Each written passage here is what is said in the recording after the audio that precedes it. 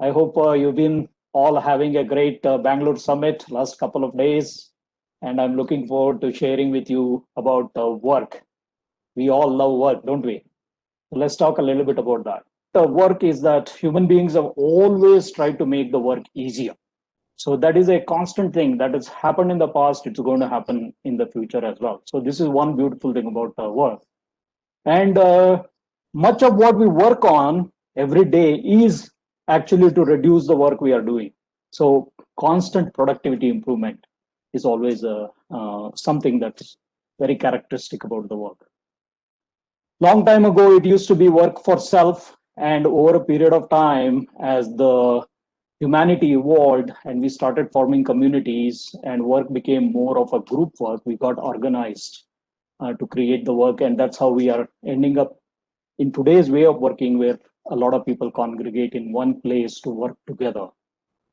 As the efforts for reducing the work has gone on, work has become much more of a mental labor about thinking rather than the manual labor.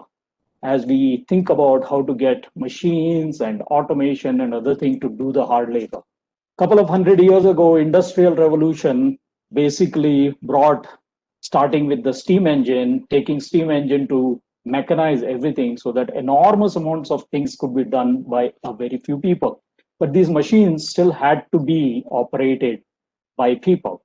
Over the last 60 years or so, there has been another type of revolution, let's call it silicon revolution, where the electronics and the computers came into being, and we invented control systems and a lot of electronics that would take over the function of what people were doing with the machines, so the machines could become more autonomous. For example, in the past, to machine a product, a machinist had to stand there and pull various levers and do all kinds of things to get a product, whereas today it is a CNC machine, a machine that runs using computer program, right? So more recently, in the last couple of decades, we can see a digital revolution coming, where the data generated from these machines is being used to make a cognitive decision about what needs to happen. So with this, not only the machines are autonomous, but the entire factory could be made autonomous. So one example could be somebody in a village goes to the smartphone, orders a kind of a shoe that they want, and gives the size of the feet, maybe even take a picture of the feet, and then that information could flow into a factory where automatically machines would make the exact fitting shoes that then get shipped to the person automatically, boxed and shipped to a person automatically, and the payment also gets done. So the entire value chain of that economic activity is done autonomously. So these are the types of fantastic things that are happening. Also, in terms of the society and the economies, different countries have evolved and evolving in this journey. What used to be very agrarian and agriculture based work became very industrial, and many countries are very industrial countries. And then the evolution is more of a service oriented economy. In the future, I think we are going to have more of an experience oriented economy as this evolution continues. But throughout, one thing is that the secular trend of reducing hard work will continue. And there are many, many examples. There are today factories which are completely peopleless. The entire factory runs without anybody. In fact, there are examples of you could be doing mining, which is extremely hard labor in a very dangerous environment. Today, it has been made possible to sit in your dining room to do the mining somewhere. So there are surgeons doing robotic surgeries sitting from home somewhere far away and healing a patient.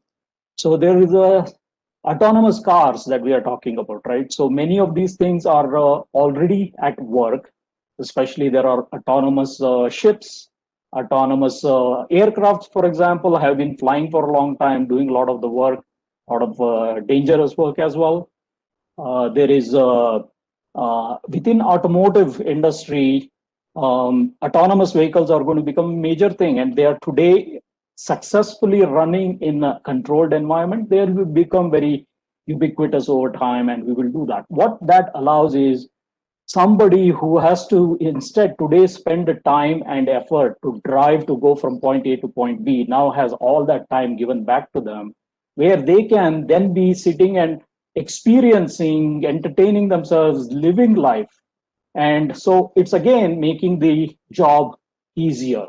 That is continuously something that we technologists, engineers are proud of, keep on working on. In fact, in Bangalore, a lot of these technologies that we talked about, the basic building blocks actually get done in multiple companies that are located right here in Bangalore. So it is really great to be here working with this community of great engineers, creating the future of work.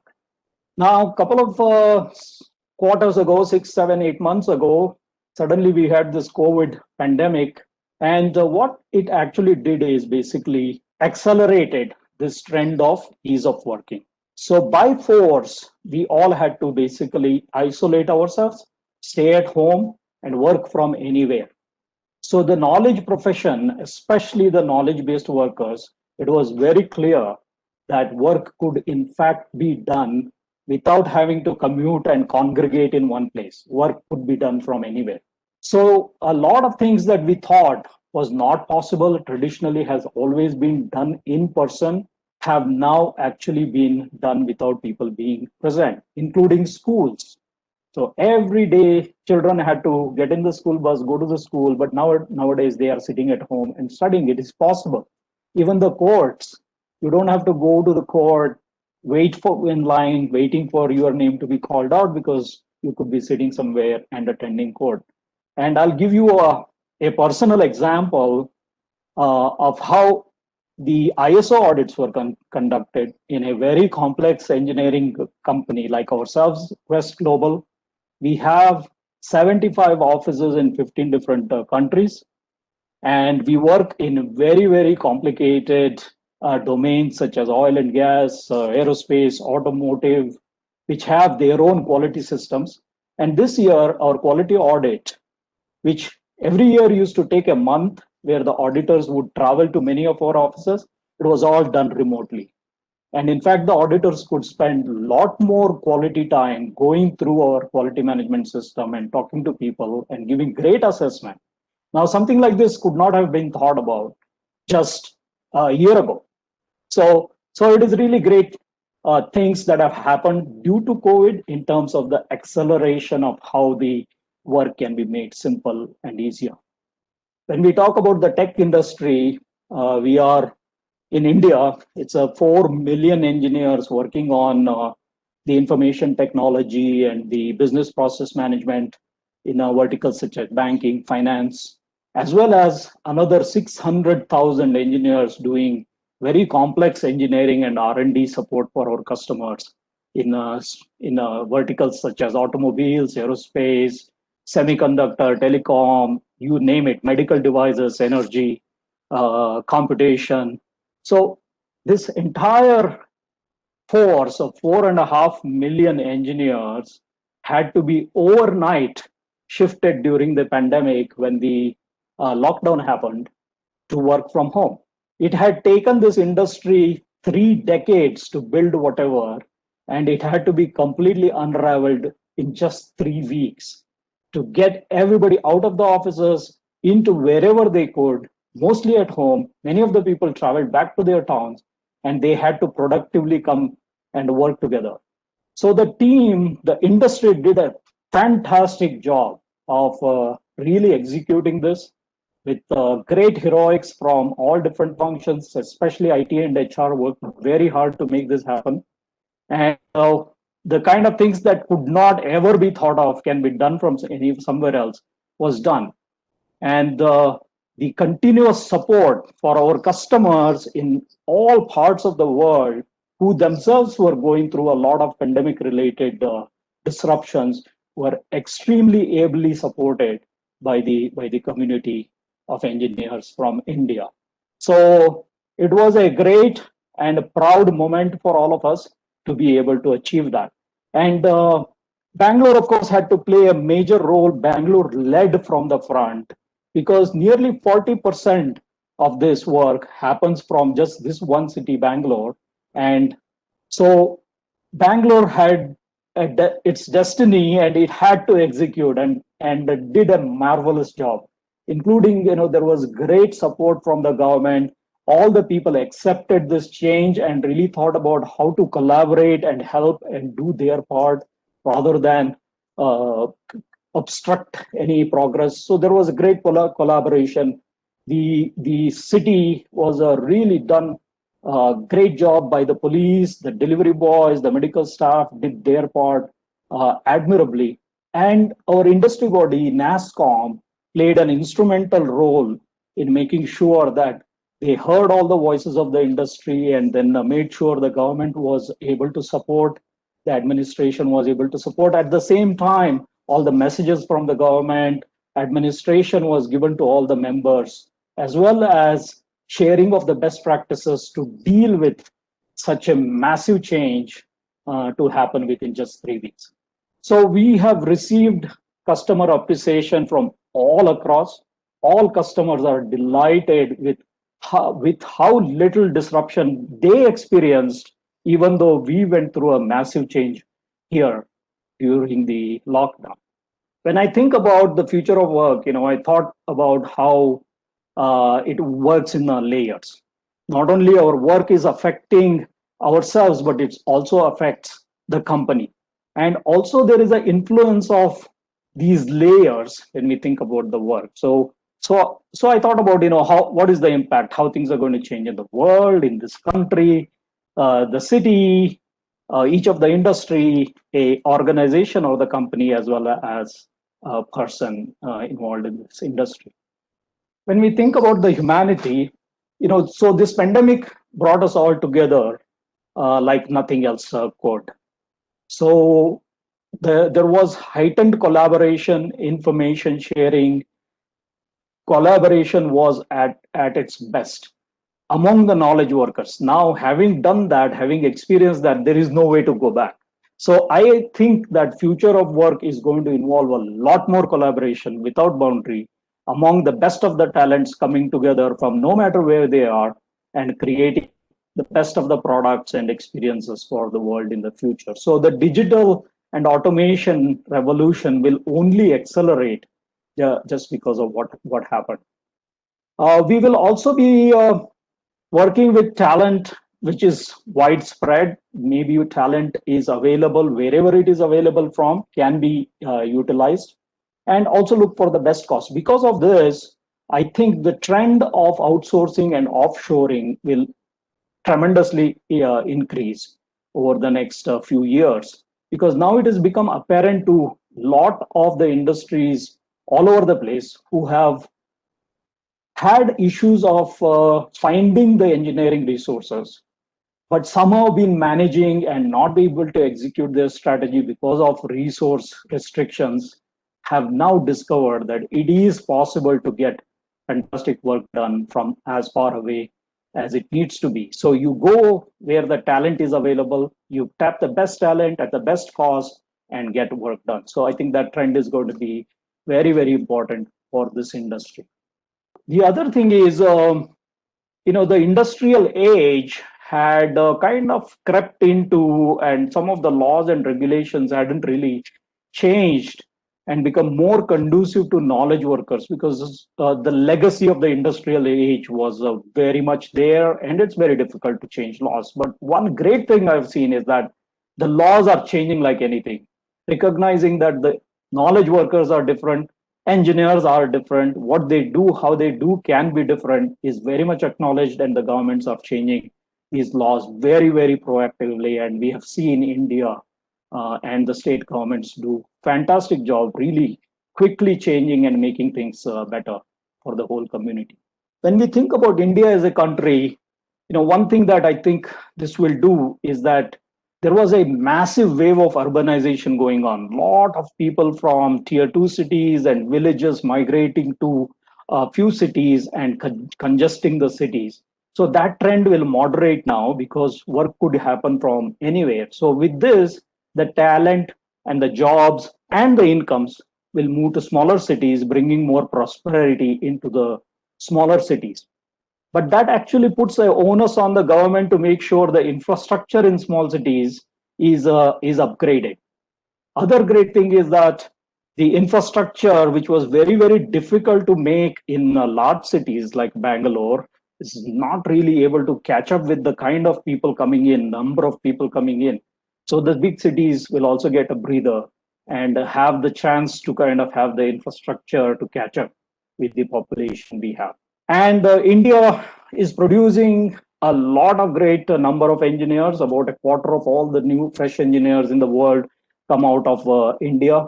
1.5 million engineers graduate every year. So this creates a great pool of knowledge workers, engineers that are then able to do a lot more of the engineering work for all customers across the world. So it's exciting times and opportunity for us to make good on. When we think about these cities, right, cities have had enormous pressure on the infrastructure, and now there is a little bit more time. So now we can see that the traffic and the congestion that many of us used to experience has gone down significantly.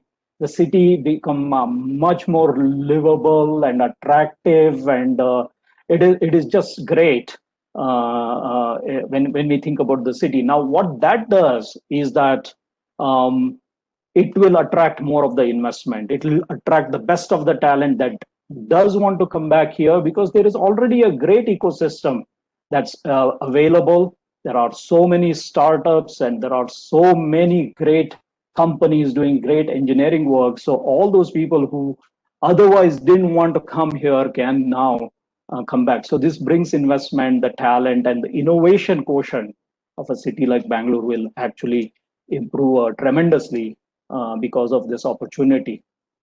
When it comes to our industry, one major thing is that the reaction of the industry, how well we adopted and supported our customers, has created tremendous goodwill among customers and created a lot of appreciation. And this goodwill will, I think, create more opportunity for the industry to do a lot more work. The government has clearly demonstrated the ability to lead from the front and do all the things necessary for the industry to flourish.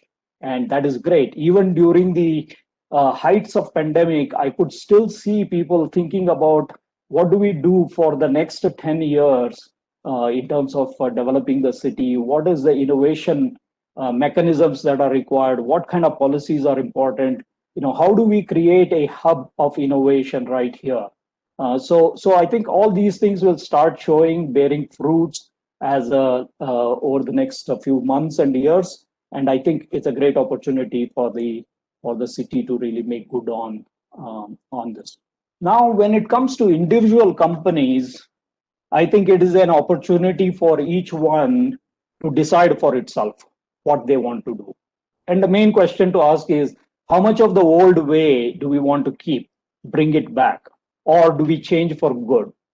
And I believe the companies that decide to kind of keep all the good things that have happened over this period as making it the new normal will actually benefit a lot. Main thing is that the access for talent. So ours is a very talent oriented industry. So the people with the best people, the companies with the best people will do well. So now it's a great opportunity to tap the talent, best of talents from wherever they are. One big issue we have had as an industry is that we have a lot of engineers, women engineers graduating, but after a few years, they have taken a break to take care of their family and were not able to come back into the workforce.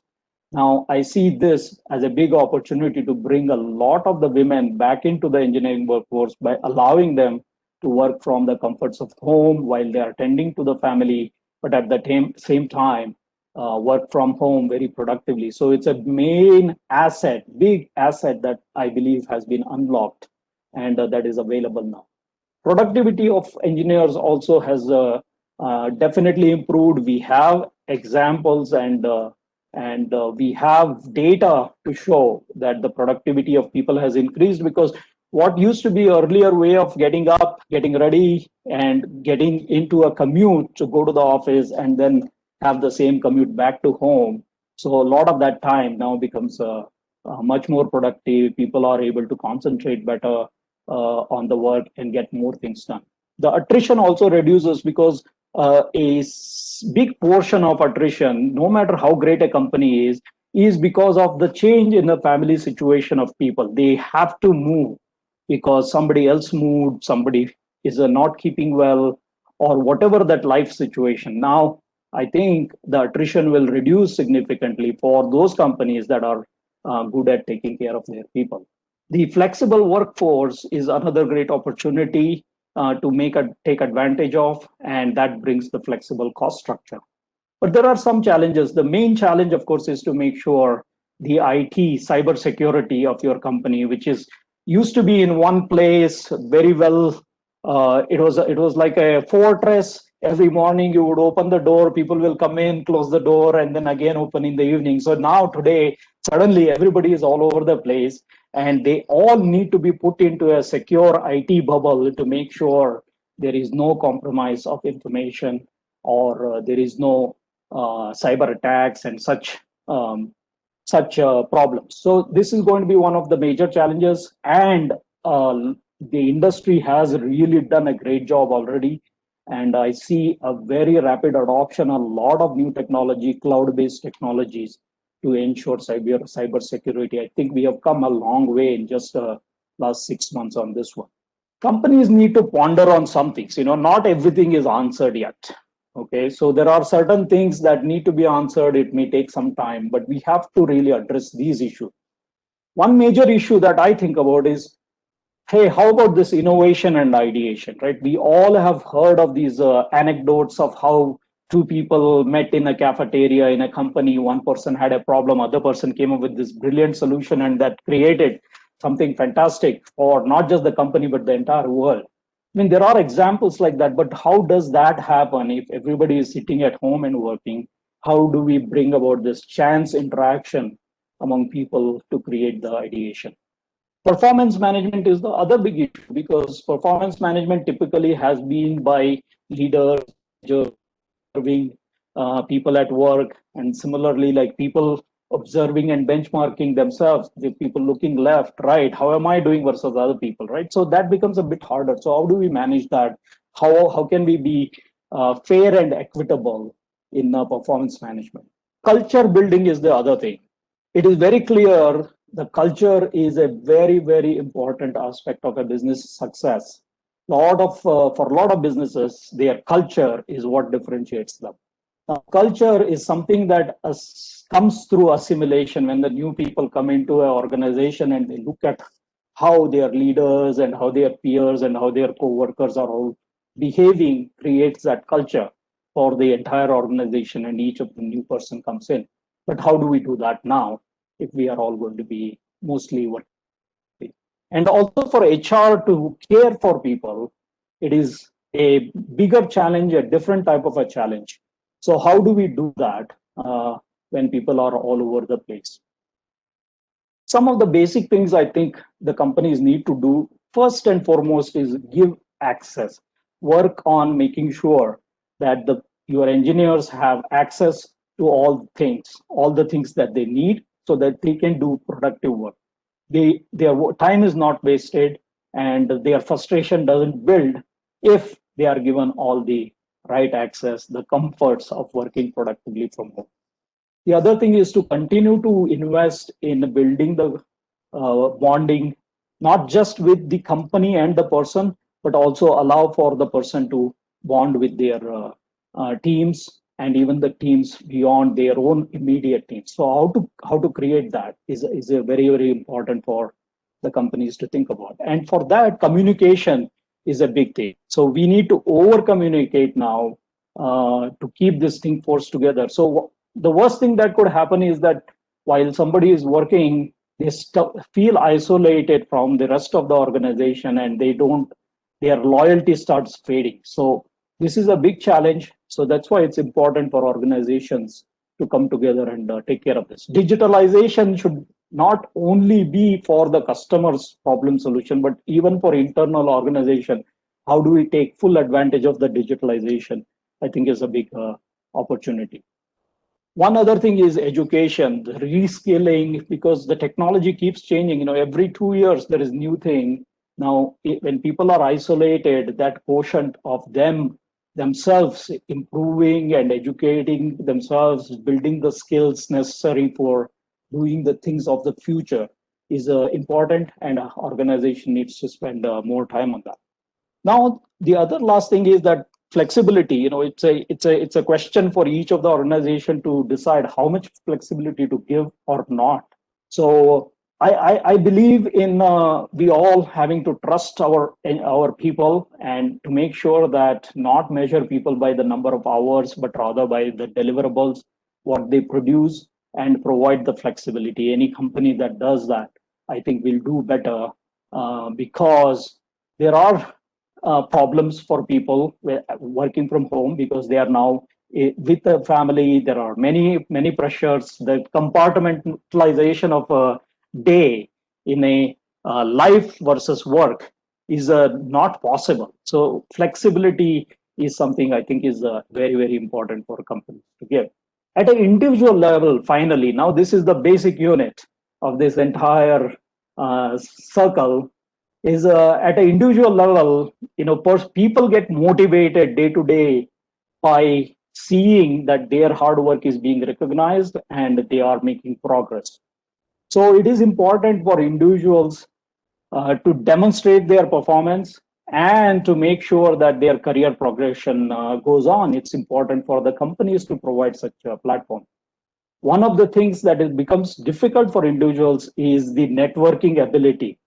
So what used to be a very informal networking that was possible now becomes hard to do when you are working from anywhere. So now you need to think harder about how exactly you will maintain those informal networks. The family and societal pressures will be there. Like I said, there is no compartmentalization. You are not out at work, you are at home. So now all these different things are happening. So I think it creates some pressure on the person, and each person individually needs to answer how they are going to solve that and how to live with that. So how to bring this balance between, do you want to balance work and life, or do you want to blend it? It depends on each family, needs to kind of decide on how they are going to live in this new reality. Emotional health, we talked about how the knowledge workers have made it all about more of a mental labor rather than the manual labor. But this stress can build up if some of these things are not addressed well. So each individual needs to find that balance, and the emotional health of the people becomes very important. Their own personal productivity is important for each person to kind of see and adopt the way of working that suits their natural behavior, to make sure that they remain productive, so that they can continue to add value to their organization and get recognized and make progress. And the last thing is skills and knowledge development. This should not be forgotten among all the other things, because if you don't do that, after 1 or 2 years, as the technology moves to the next thing, you may find yourself not adding enough value to your organization. So each individual really must think about how they are going to continue on the journey of building their skills and knowledge. So to sum it all up, the secular trend, this of making the work easy, will continue. The COVID helped us accelerate. I strongly believe it accelerated the ease of working. Now it is for us to think about how much of that acceleration we want to keep or not keep. The pace of urbanization will slow down. That makes the cities much more attractive for new talent and investment to come in. Cities will be far better because they will have time to catch up with the infrastructure that was initially a problem. This also has a great advantage in terms of the talent and the wealth and the income moving to smaller towns. And this should allow for prosperity to spread all over the place. And that in turn should allow for more of the talent to be generated in these smaller towns to help this journey of the knowledge workers. I believe India is really poised to gain and execute a lot more of the knowledge work, thanks to the the demographic dividend of young workforce that is very much into getting higher education, especially a lot of engineers coming out each year are all standing by to support more and more of the transformation of the work as we go along. The tech community, we all members have to come together and really uh, keep as much of the gains we have had during this time and acknowledge and work together to kind of put that to the advantage of growing our business as well as our contribution to the society and the world at large. So it is very exciting times. The work is becoming simpler and it will continue to become simpler. We technologists have a great opportunity to work towards creating that future, which is far more simpler and easier. Thank you very much.